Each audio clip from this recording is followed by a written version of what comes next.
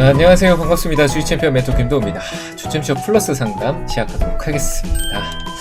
자, 오늘 첫 번째 종목입니다. LX 세미콘이고요. 매수가가 116,600원, 비중은 5%다. LX 세미콘 같은 경우는 그 반도체 쪽 관련된 부분은 모멘텀을 갖고 있죠. 구동칩 쪽 관련된 부분도 있고. 자, 일단 뭐 실리콘 카바이드 쪽 관련된 부분에서 투자도 많이 해놓은 상황이고, 차량용 반도체 쪽 관련된 부분도 있는데, 전력 효율이 좋은 실리콘 카바이드는 향후에 좀 모멘텀이 될 수 있는 부분도 있습니다. 차량용 반도체 쪽 관련된 모멘텀을 좀 갖고 있고, LG 쪽 관련된 부분 모멘텀을 좀 타야 되는데, 애플카 모멘텀이 좀 가장 중요하지 않을까라고 생각을 합니다. 애플카 이슈는 계속 나올 거라고 얘기는 드렸었죠. 네, 그런 부분도 좀 있을 거라고 보여지는데, 워낙 시장 자체가 위축돼 있다 보니까 주가 하락성이 조금 계속 내려와 있던 부분입니다. 최근에 좀 반등성 효과가 있었는데, 다시 또 떨어진 흐름이고요. 매수가가 116,000원대. 낮은 위치는 아니죠. 실적으로. 근데 재무적인 흐름이 워낙 작년에 너무 급격하게 좋아졌던 부분이 있고요. 올 상반기도 나쁘지는 않았습니다.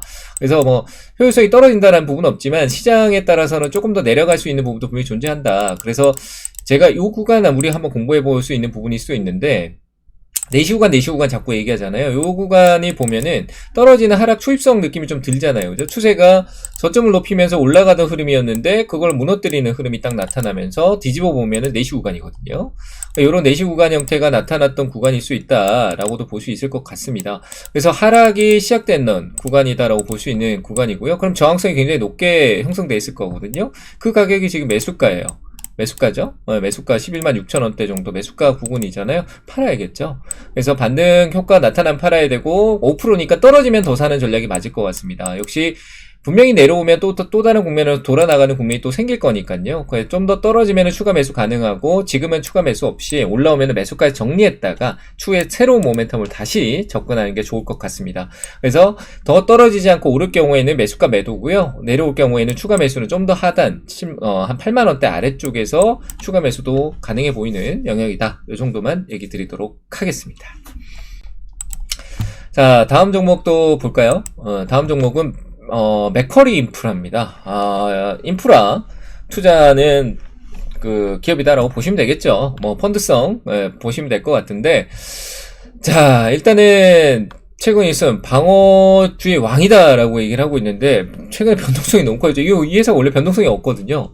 근데 변동성이 굉장히 커지면서 낙폭을 키웠던 부분이 있습니다. 왜 그럴까라고 하니까 뭐 분배금 얘기 나오고요. 하고 있는 사업 부분이 인프라 쪽 관련된 사회간접자본 쪽 관련된 부분, 뭐 도로라든지 뭐 도로 개통 이런 쪽에 투자를 많이 해놓은 펀드성이라고 볼 수 있는데, 자, 이 시세 변동이 크지 않던 기업이 이 변동성이 갑자기 커져버렸어요. 커져버리면서 나타나는 부분이 있었습니다. 그러면서 지금 주가가 좀 떨어져 있는 흐름인데요. 매수가가 14,000원대네요. 14,000원대 정도 높은 위치에 있네요. 자, 계속 추세적으로 쭉 올라갔었는데, 하는 이런 변동성이 코로나 때 말고는 나타나지 않았었는데, 나타나고 좀 좋지 않은 흐름인 것 같긴 합니다. 그래서, 뭐, 실적으로 이익이나 이런 부분들은 전혀 감지를 할 수 없는 부분입니다. 흐름성이고요. 시장의 어떤 회복성에 따라서 반등성이 나올 수 있는 부분이니까요. 일단은, 유지하되 이쪽에 어떤 시세 차익 이익이나 이런 부분이 아니라 배당 성의 어떤 흐름성으로 봐야 되기 때문에 일단은 뭐 유지해도 괜찮을 것 같습니다. 홀딩 의견 드리고요.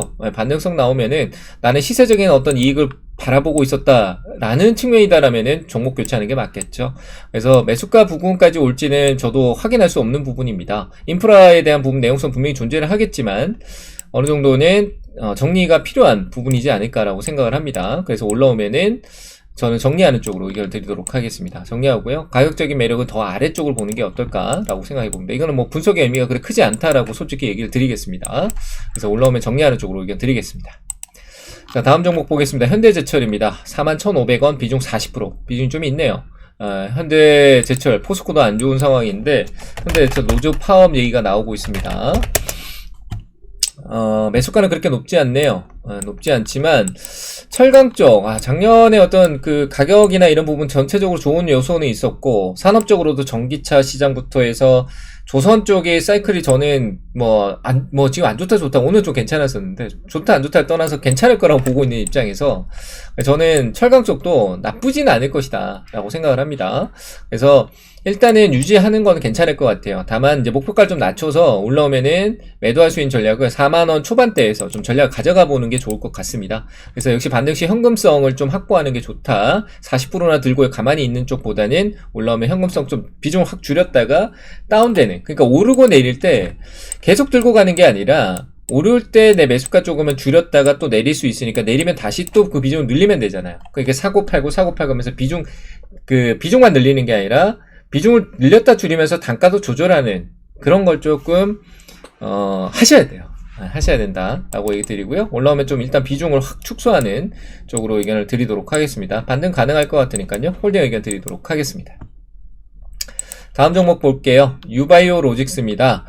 매수가 18,450원, 비중 15%. 콜레라 쪽 관련된 모멘텀이 오늘 기사가 나왔는데 한번 볼게요. 바이오가 워낙 오늘 안 좋았어가지고, 자, 역시 좋지 않은 흐름이죠. 이 기업도 역시 코로나 쪽 관련된 모멘텀이 있다 보니까 영향이 좀 좋지 않죠. 좋지 않네요. 코로나는 이미 소멸된 재료라고 보는 게 맞고요. 이익도 그렇게 크게 나타나지 않는 기업이에요. 이익에 대한 요소가 없는 기업이다라고 저는 생각을 하거든요. 재무적인 부분이 없는 바이오 기업이죠. 근데 뭐 콜레라 쪽 관련된 부분 내용성은 어느 정도 인지되지만 시장에 반영될 수 있는 부분은 없는 것 같습니다. 그래도 반등성은 있을 거라고 생각은 되는데 매수가가 중요할 것 같아요. 18,450원. 다행이네요. 올라오면 이거 기술적으로 좀 이익권에 갈 수 있는 부분은 있겠죠. 근데 저는 매도하고 종목 교체 쪽이 좋을 것 같아요. 올라오게 되면 여기서 이제 반전만 생긴다라면, 반전의 뉘앙스가 좀 없는 부분도 있습니다. 근데 반전만 생긴다라면 기술적인 반등성에서 약수익권 2만원대 부근 안에서는 매도 쪽 의견 드리겠습니다. 매수가 부근 이쪽에서 매도하는 전략 의견 드려보도록 하겠습니다.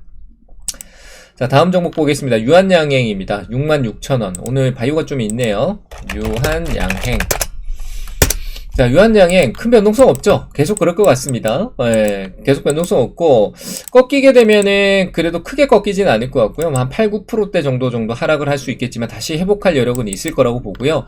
바이오 우량 기업들은 좀 꺾이더라도 반등성이 나타날 수 있는, 유한양행 계속 이런 행보를 갖고 가고 있잖아요. 근데 약간 아래쪽으로 쳐져 있는 느낌 보여지고요. 그래서 위로 올라오면 저항성, 돌파가 한 6만원대 이상으로 간다라면 위쪽으로 전환할 수 있겠지만, 그게 아니다라면 또 위에서 또 브레이크가 나올 수 있을 것 같습니다.